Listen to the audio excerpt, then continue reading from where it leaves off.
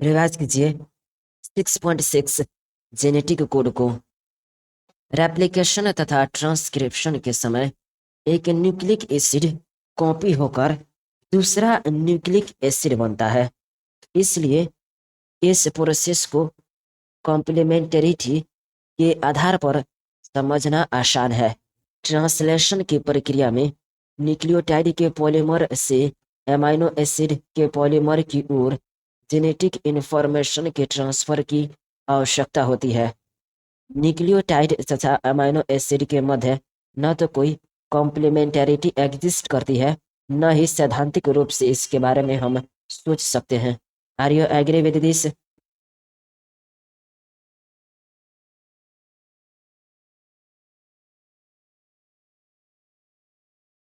जी हाँ, रेप्लिकेशन तथा ट्रांसक्रिप्शन के समय एक न्यूक्लिक एसिड कॉपी होकर दूसरा न्यूक्लिक एसिड बनाता था। इसलिए इस प्रोसेस को कॉम्प्लीमेंटरिटी के आधार पर समझना आसान है। ट्रांसलेशन की प्रक्रिया में न्यूक्लियोटाइड के पॉलीमर से अमाइनो एसिड के पॉलीमर की ओर जेनेटिक इंफॉर्मेशन के ट्रांसफर की आवश्यकता होती है। न्यूक्लियोटाइड तथा अमाइनो एसिड के मध्य न तो कोई कॉम्प्लीमेंटरिटी एग्जिस्ट करती है और न ही सैद्धांतिक रूप से इसके बारे में हम सोच सकते हैं। जी हाँ, during replication and transcription, a nucleic acid was copied to form another nucleic acid. Hence, these processes are easily to conceptualize on the basis of complementarity. The process of translation requires transfer of genetic information from a polymer of nucleotides to synthesize a polymer of amino acids. Neither does any complementarity exist between nucleotide and amino acids, nor could any be drawn theoretically. जी हाँ, during replication and transcription, a nucleic acid was copied to form another nucleic acid. Hence, these processes are easily to conceptualize on the basis of complementarity. The process of translation requires transfer of genetic information from a polymer of nucleotides to synthesize a polymer of amino acids. Neither does any complementarity exist between nucleotide and amino acids, nor could any be drawn theoretically. बताइए क्या nucleic acid यानी कि genetic material में होने वाला change protein के amino acid में change के लिए भी रिस्पॉन्सिबल है? यदि हाँ, तो क्या इस विचार के लिए पर्याप्त एविडेंसेस हैं?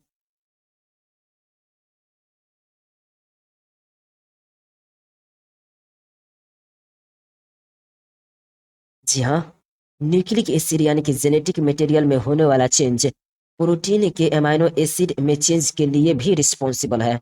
इस विचार के समर्थन में पर्याप्त एविडेंसेस हैं और इससे जेनेटिक कोड की परिकल्पना का प्रतिपादन हुआ, जो कि प्रोटीन सिंथेसिस के दौरान अमाइनो एसिड के सीक्वेंस को डायरेक्ट करती है। जी हाँ, there existed ample evidences though to support the notion that change in nucleic acid, that is genetic material, were responsible for change in amino acids in proteins. This led to proposition of the genetic code that could direct the sequence of amino acids during synthesis of proteins. जी हाँ, इस विचार के समर्थन में पर्याप्त evidences हैं कि nucleic acid यानी कि जेनेटिक मटेरियल में होने वाला चेंज प्रोटीन के अमाइनो एसिड में चेंज के लिए भी रिस्पॉन्सिबल है। इससे जेनेटिक कोड की परिकल्पना का प्रतिपादन हुआ, जो कि प्रोटीन सिंथेसिस के दौरान अमाइनो एसिड के सीक्वेंस को डायरेक्ट करती है।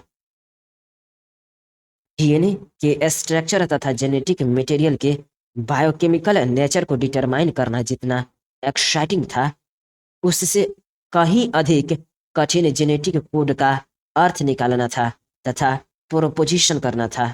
सही अर्थों में इसके लिए विभिन्न क्षेत्र के वैज्ञानिकों जैसे कि फिजिसिस्ट, ऑर्गेनिक केमिस्ट, बायोकेमिस्ट तथा जेनेटिसिस्ट के सहयोग की आवश्यकता थी। जी हाँ, if determining the biochemical nature of genetic material and the structure of DNA was very exciting. The proposition and deciphering of a genetic code were most challenging. In a very true sense, it required involvement of scientists from several disciplines: physicists, organic chemists, biochemists, and geneticists. चलिए, genetic code में George गैमो का क्या महत्व है?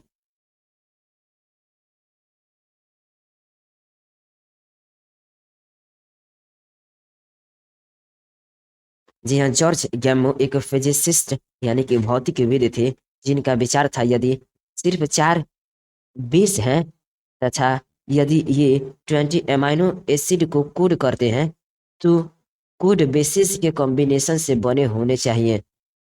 इन्होंने suggest किया कि सभी 20 एमाइनो एसिड को कोड करने के लिए कोड 3 न्यूक्लियोटाइड से मिलकर बने होने चाहिए।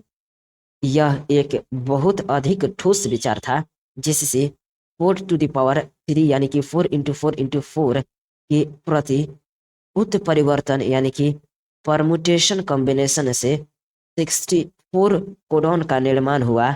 इनसे बनने वाले कोडॉन आवश्यकता से अधिक थे। जी हाँ, जॉर्ज गैमो एक फिजिसिस्ट यानी कि भौतिकविद थे, जिनका विचार था यदि सिर्फ 4 बेस हैं तथा यदि ये 20 एमाइनो एसिड को कोड करते हैं तो कोड बेसिस के कॉम्बिनेशन से बने होने चाहिए। इन्होंने सजेस्ट किया कि सभी 20 एमाइनो एसिड को कोड करने के लिए कोड 3 न्यूक्लियोटाइड से मिलकर बने होने चाहिए। यह एक बहुत अधिक ठोस विचार था, जिससे 4 टू द पावर 3 यानी कि 4 इंटू 4 इंटू 4 के प्रति उत्परिवर्तन यानी कि परमुटेशन कॉम्बिनेशन से 64 कोडॉन का निर्माण हुआ। इनसे बनने वाले कोडॉन आवश्यकता से अधिक थे। जी हाँ, it was George गैमो, a physicist, who argued that since there are only 4 bases and if they have to code for 20 amino acids, the code should constitute a combination of bases. He suggested that in order to code for all the 20 amino acids, the code should be made up of 3 nucleotides. This was a very bold proposition because a permutation combination of 4 to the power 3 यानी कि 4 into 4 into 4 would generate 64 codons, generating many more codons than required. जी हाँ, it was George Gamow, a physicist, who argued that since there are only 4 bases and if they have to code for 20 amino acids, the code should constitute a combination of bases. He suggested that in order to code for all the 20 amino acids, the code should be made up of 3 nucleotides. This was a very bold proposition because a permutation combination of 4 to the power 3 यानी कि 4 into 4 into 4 would generate 64 codons, generating many more codons than required. क्या codon triplet होते हैं?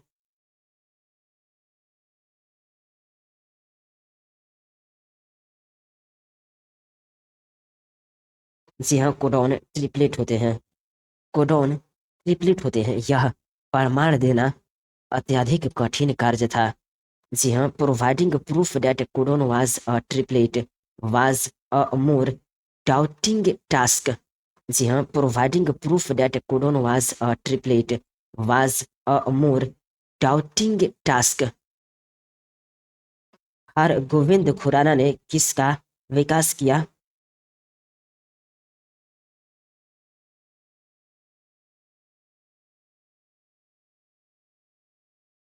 जी हाँ, हरगोविंद खुराना ने निश्चित basis यानी कि होमोपॉलीमर्स तथा कोपॉलीमर्स के कॉम्बिनेशन के साथ आरएनए मॉलिक्यूल की सिंथेसिस की केमिकल मेथड का विकास किया। जी हाँ, हरगोविंद खुराना ने निश्चित बेसिस यानी कि होमोपॉलीमर्स तथा कोपॉलीमर्स के कॉम्बिनेशन के साथ आरएनए मॉलिक्यूल की सिंथेसिस की केमिकल मेथड का विकास किया। जी हाँ, the chemical method developed by Hargobind Khorana was instrumental in synthesising RNA molecule with defined combinations of bases, that is homopolymers and copolymers. जी हाँ, the chemical method developed by Hargobind Khorana was instrumental in synthesising RNA molecule with defined combinations of bases, that is homopolymers and copolymers.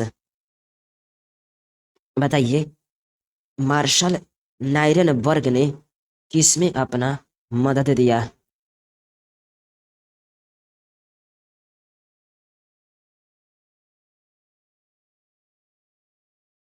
जी हाँ, protein synthesis के लिए Marshall Nirenberg के cell free system ने code का अर्थ निकालने में काफी मदद की। Marshall Nirenberg's cell free system for protein synthesis finally helped the code to be deciphered. Marshall Nirenberg's shell-free system for protein synthesis finally helped the code to be deciphered. बताइए, Severo Okoye enzyme क्या करता है?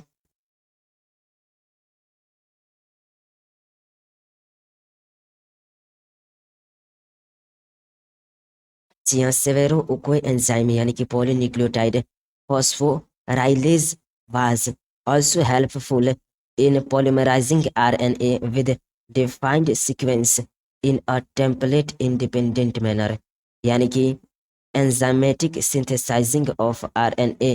जी हाँ, Severo Okoye enzyme यानी कि polynucleotide phosphorylase was also helpful in polymerizing RNA with defined sequence in a template independent manner, यानी कि enzymatic synthesizing of RNA। जी हाँ, सेवेरो ओकोए एंजाइम यानी कि पॉलीन्यूक्लियोटाइड फॉस्फोराइलेज RNA को टेम्पलेट इंडिपेंडेंट मैनर यानी कि RNA की एंजाइमेटिक सिंथेसिस में निश्चित सीक्वेंस के साथ पॉलीमराइज होने में सहायता प्रदान करता है। जी हाँ, सेवेरो ओकोए एंजाइम यानी कि पॉलीन्यूक्लियोटाइड फॉस्फोराइलेज RNA को टेम्पलेट इंडिपेंडेंट मैनर यानी कि RNA की एंजाइमेटिक सिंथेसिस में निश्चित सीक्वेंस के साथ पॉलीमराइज होने में सहायता प्रदान करता है। फाइनली जेनेटिक कोड के लिए चेकर बोर्ड तैयार किया गया है, जो कि टेबल 6.1 में दिया गया है। Table 6.1 the codons for various amino acid को कम से कम 50 से 60 बार या 100 बार या 500 बार जितना मन करे उतना बनाइए, लेकिन यह आपको पूरी तरीके से याद होने चाहिए। चलिए, जेनेटिक कोड की 5 प्रमुख विशेषताएं बताइए।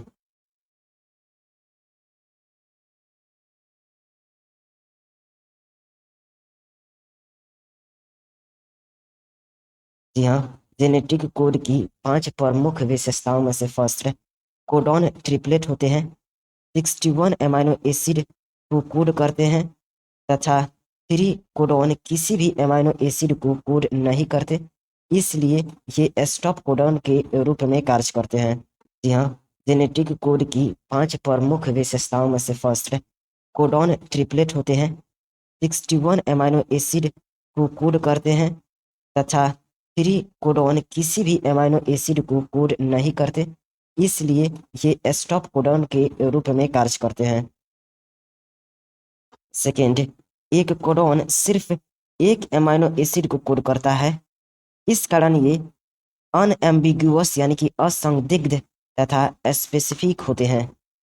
सेकेंड, एक कोडॉन सिर्फ एक अमीनो एसिड को कोड करता है, इस कारण ये अनएम्बिगुअस यानी कि असंदिग्ध तथा स्पेसिफिक होते हैं।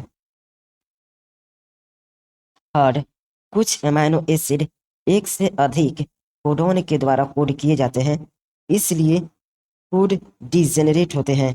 जी हाँ, थर्ड, कुछ अमीनो एसिड एक से अधिक कोडॉन के द्वारा कोड किए जाते हैं, इसलिए कोड डिजेनरेट होते हैं। जी हाँ, mRNA में कोडॉन कॉन्टिग्यूअस फैशन में रीड किए जाते हैं, बीच में कोई पंक्चुएशन नहीं होता है। जी हाँ, mRNA में कोडॉन कॉन्टिग्यूअस फैशन में रीड किए जाते हैं, बीच में कोई पंक्चुएशन नहीं होता है। फिफ्थ विशेषता, कोडॉन लगभग यूनिवर्सल होते हैं। जी हाँ, फिफ्थ विशेषता, कोडॉन लगभग यूनिवर्सल होते हैं। जी हाँ। एंड सिक्स्थ, AUG का डुअल फंक्शन होता है। यह मिथ्योनिन यानी कि मेट को कोड करता है तथा इनिशिएटर कोडॉन की तरह कार्य करता है। जी हाँ, AUG का डुअल फंक्शन होता है। यह मेथियोनिन यानी कि मेट को कोड करता है तथा इनिशिएटर कोडॉन की तरह भी कार्य करता है। बताइए क्या कोडॉन ट्रिपलेट होते हैं?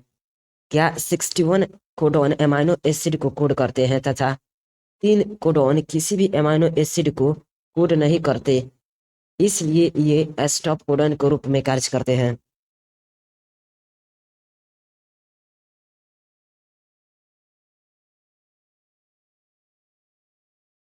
जी हाँ, कोडॉन ट्रिपलेट होते हैं।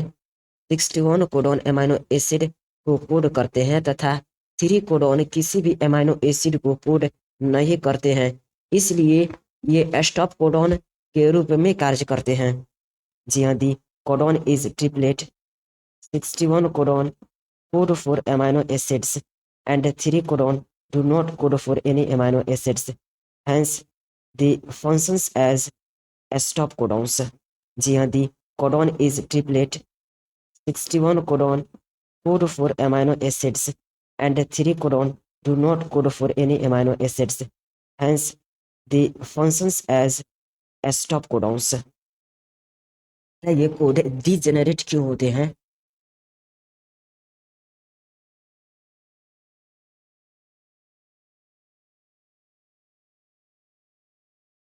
जी हाँ, कुछ एमाइनो एसिड एक से अधिक कोडॉन के द्वारा कोड किए जाते हैं, इसलिए कोड डिजेनरेट होते हैं।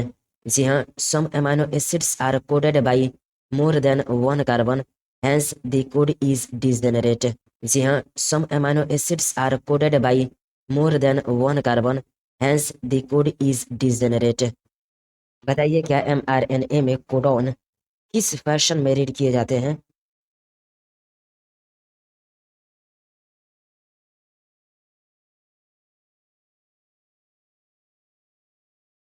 जी हाँ, mRNA में कोडॉन कॉन्टिग्यूअस फैशन में रीड किए जाते हैं, बीच में कोई पंक्चुएशन नहीं होता है।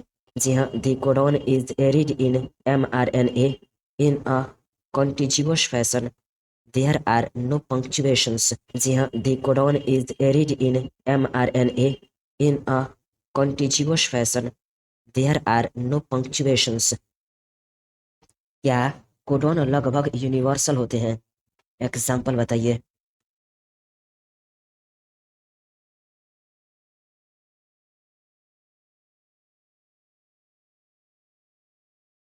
जी हाँ, कोडॉन लगभग यूनिवर्सल होते हैं।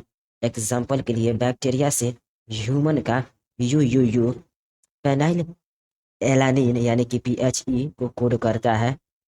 इस रूल के कुछ एक्सेप्शन माइटोकॉन्ड्रियल कोडॉन तथा कुछ प्रोटोजोवन के कोडॉन में पाए जाते हैं। जी हाँ, the code is nearly universal. For example, for bacteria to human you would code for phenylalanine, that is PHA. Some exceptions to this rule have been found in mitochondrial codons and in some protozoans. जी हाँ, the code is nearly universal. For example, for bacteria to human UUU would code for phenylalanine, that is PHA. Some exceptions to this rule have been found in mitochondrial codons and in some protozoans. चलिए, AUG का dual function क्या होता है?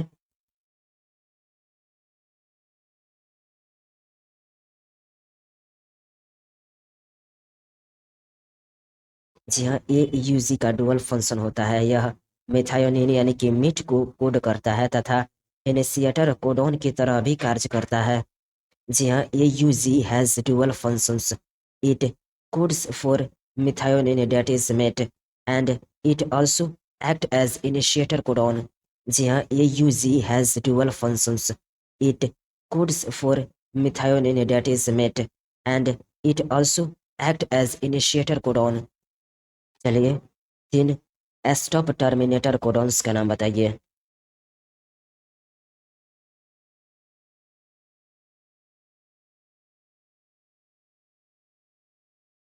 जी हाँ, UAA, UAG, UGA।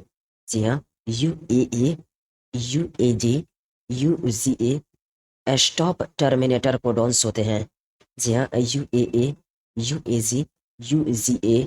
जी हाँ, UAA, UAG, UGA stop terminator codons होते हैं। यदि mRNA में न्यूक्लियोटाइड का निम्नलिखित सीक्वेंस है तो इसके द्वारा कोडेड एमाइनो एसिड के सीक्वेंस को प्रिडिक्ट करो। चेकर बोर्ड की सहायता भी लीजिए। जी हाँ, if following is the sequence of nucleotides in mRNA, predict the sequence of amino acid coded by it. Take help of checkerboards AUG, UUU, UUC, UUC, UUU, UUU, UUC। अब इसके opposite के बारे में try करो। mRNA द्वारा coded amino acid का निम्नलिखित sequence है। RNA में इसके न्यूक्लियोटाइड के सीक्वेंस को प्रिडिक्ट करो। मेट, फी फी फी, फी फी फी। क्या अब आप जेनेटिक कोड की दो प्रॉपर्टीज को कोरिलेट कर सकते हैं जिसके बारे में आप पढ़ चुके हैं? रिवाइज कीजिए 6.6.1 म्यूटेशंस एंड जेनेटिक कोड को। जीन और DNA के मध्य रिलेशनशिप को म्यूटेशन के द्वारा सबसे अच्छी तरह से समझा जा सकता है। जी हाँ, the relationship between genes and DNA are best understood by mutation studies. You have studies about mutation and its effect in chapter 5। बताइए क्या DNA के सेगमेंट में लार्ज डिलीशन तथा रीअरेंजमेंट के इफेक्ट के परिणाम स्वरूप जीन का लॉस या गेन होता है तथा वैसे ही फंक्शन होता है।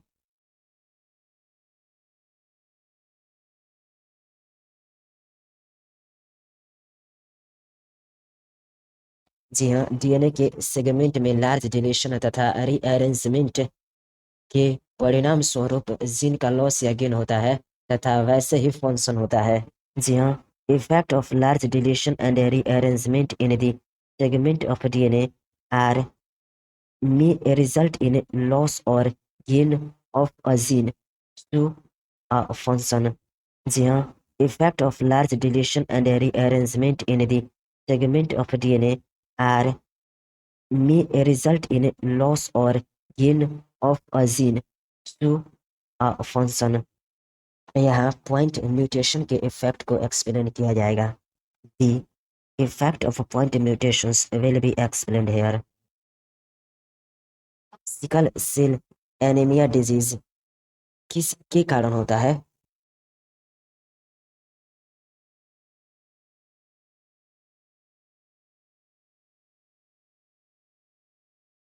जी हाँ, पॉइंट म्यूटेशन का एक classical example beta globin chain में एक सिंगल बेस में चेंज हो जाने से ग्लूटामेट नामक एमाइनो एसिड वैलिन में परिवर्तित हो जाना है जिससे सिकल सेल एनीमिया नामक डिजीज हो जाती है। जी हाँ, ए classical example of point mutation is a change of a single base pair in the gene for beta globin chain that results in the change of amino acid residue glutamate to valine। It results into a disease condition called a sickle cell anemia।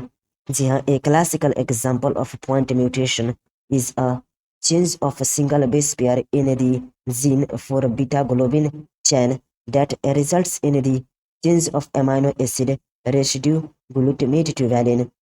It results into a disease condition called a sickle cell anemia.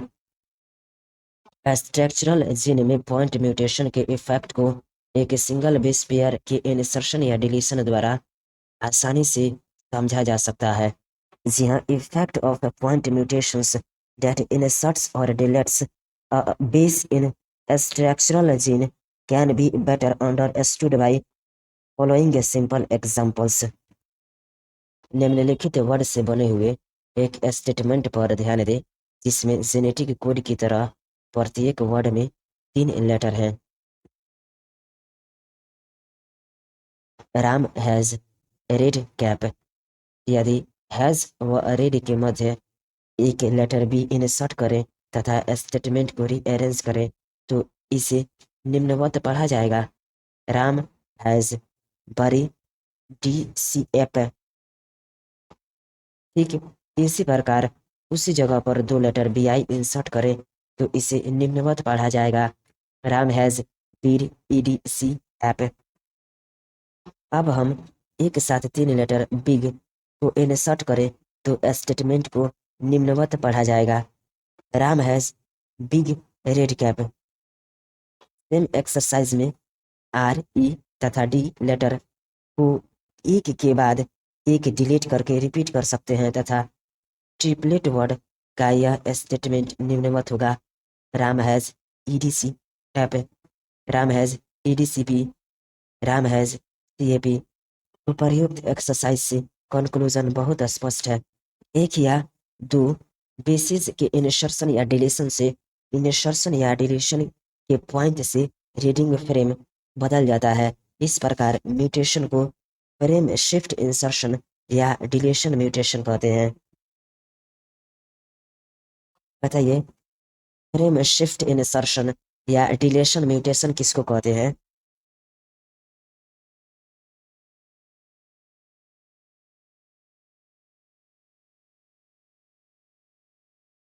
जी हाँ, एक या दो basis के insertion या deletion से insertion या deletion के point से रीडिंग फ्रेम बदल जाता है।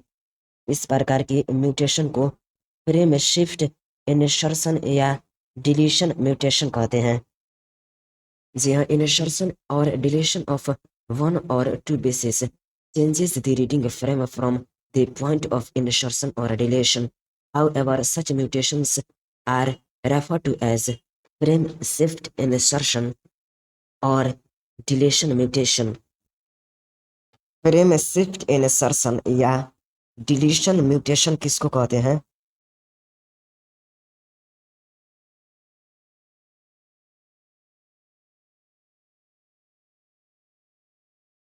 जी हाँ, 3 या इसके मल्टीपल बेसिस के इंटरेक्शन या डिलीशन से एक या मल्टीपल कोडॉन इंसर्ट या डिलीट होते हैं।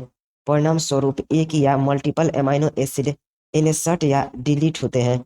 इस पॉइंट के आगे फ्रेम की रीडिंग में कोई परिवर्तन नहीं होता। इस प्रकार की म्यूटेशन को फ्रेम शिफ्ट इंसर्शन या डिलीशन म्यूटेशन कहते हैं। बताइए कैसे प्रूफ होता है कि कोडॉन ट्रिपलेट होते हैं?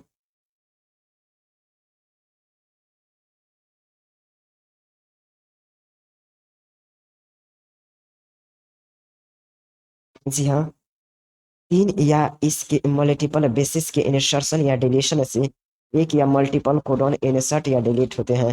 परिणाम स्वरूप एक या मल्टीपल अमीनो एसिड इंसर्ट या डिलीट होते हैं। इस पॉइंट के आगे फ्रेम की रीडिंग में कोई परिवर्तन नहीं होता। इस प्रकार की म्यूटेशन को फ्रेम शिफ्ट इंसर्शन या डिलीशन म्यूटेशन कहते हैं। जी हाँ, इंसर्शन और deletion of 3 or its multiple bases insert or delete in one or multiple codon, hence one or multiple amino acid, and reading frame remains unaltered from that point onwards. इस genetic आधार पर proof होता है कि codon triplet होते हैं तथा contiguous manner में read किए जाते हैं।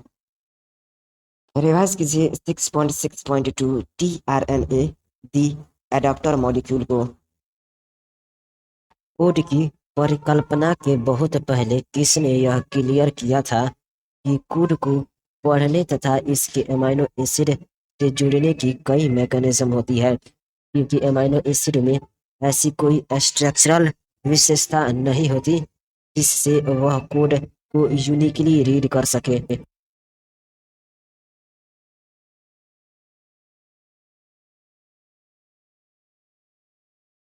जी हाँ, कोड की परिकल्पना के बहुत पहले से फ्रांसिस क्रिक को यह क्लियर था कि कोड को पढ़ने तथा इसके अमीनो एसिड से जुड़ने की कोई मैकेनिज्म होती है, क्योंकि अमीनो एसिड में ऐसी कोई स्ट्रक्चरल विशेषता नहीं होती जिससे वह कोड को यूनिकली रीड कर सके। जी हाँ, from the very beginning of the proposition of code, it was clear to Francis Crick that there has to be a mechanism to read the code and also to link it to the amino acid, because amino acid have no structural specialities to read the code uniquely.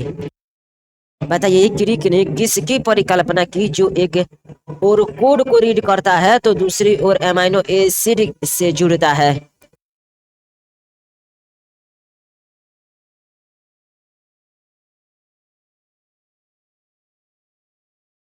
जी हाँ, क्रिक ने एक adapter molecule की परिकल्पना की जो एक और code को रीड करता है तो दूसरी ओर स्पेसिफिक अमीनो एसिड से जुड़ता है।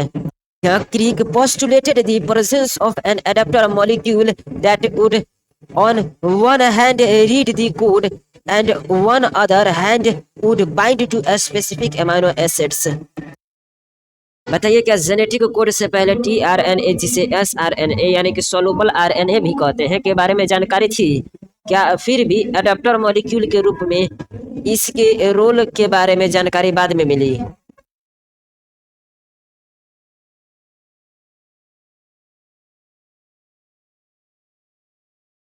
जी हाँ, जेनेटिक कोड से पहले टीआरएनए, जिसे एसआरएनए यानी कि सोलुबल आरएनए भी कहते हैं, के बारे में जानकारी थी। फिर भी अडेप्टर मॉलिक्यूल के रूप में इसके रोल के बारे में जानकारी बाद में मिली। जी हाँ, दी टीआरएनए देन कॉल्ड एसआरएनए यानी कि soluble RNA was known before the genetic code was postulated. However, its role as an adapter molecule was assigned much later. जी हाँ, दी टीआरएनए देन कॉल्ड एसआरएनए यानी कि soluble RNA was known before the genetic code was postulated. However, its role as an adapter molecule was assigned much later. बताइए tRNA में क्या एक एंटीकोडन loop होता है जिसमें कोड के कॉम्प्लीमेंट्री बेस लगे होते हैं? इसमें एक अमीनो एसिड एक्सेप्टर एंड भी होता है जिससे यह अमीनो एसिड से जुड़ता है।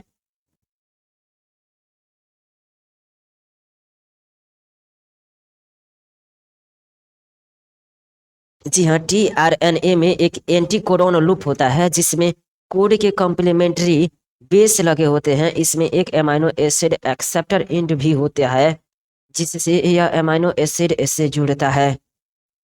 जी हाँ, tRNA has anticodon loop that has bases complementarity to the code, and it also has an amino acid acceptor end to which it binds to amino acids.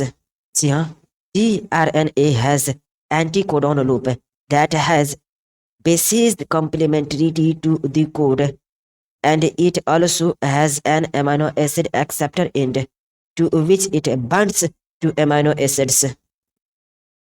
बताइए क्या प्रत्येक अमीनो एसिड के लिए स्पेसिफिक टीआरएनए होते हैं?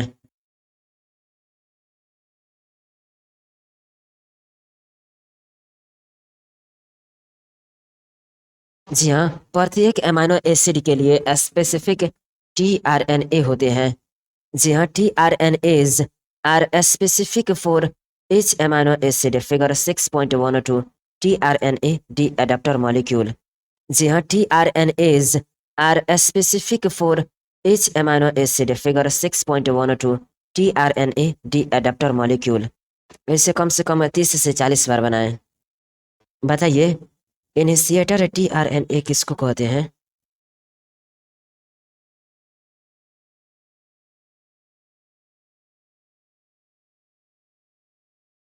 जी हाँ, प्रत्येक अमीनो एसिड के लिए स्पेसिफिक tRNA होता है।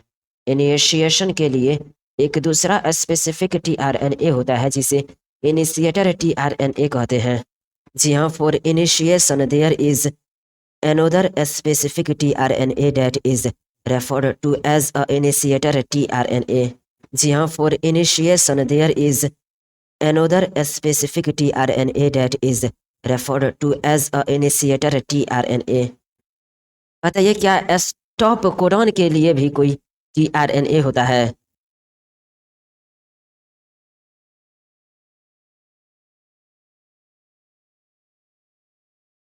जी हाँ, स्टॉप कोडॉन के लिए कोई tRNA नहीं होता। जी हाँ, there are no tRNAs for stop codons. जी हाँ, there are no tRNAs for stop codons. Figure 6.12 में देखिए tRNA के सेकेंडरी स्ट्रक्चर को दर्शाया गया है जो कि क्लोव लीफ जैसा दिखता है। एक्चुअल स्ट्रक्चर में tRNA एक कॉम्पैक्ट मॉलिक्यूल होता है जो इनवर्टेड एल जैसा दिखता है। बताइए एक्चुअल स्ट्रक्चर में tRNA कैसा मॉलिक्यूल है और यह किस तरह दिखता है?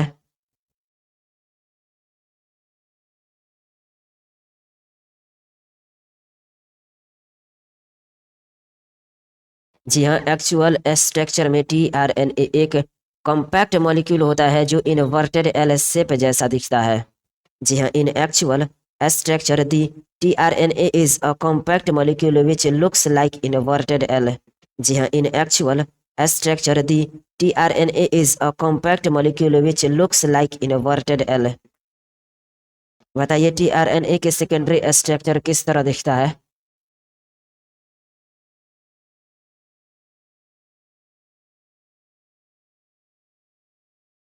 जी हाँ, tRNA के सेकेंडरी स्ट्रक्चर क्लोवर लीफ जैसे दिखता है।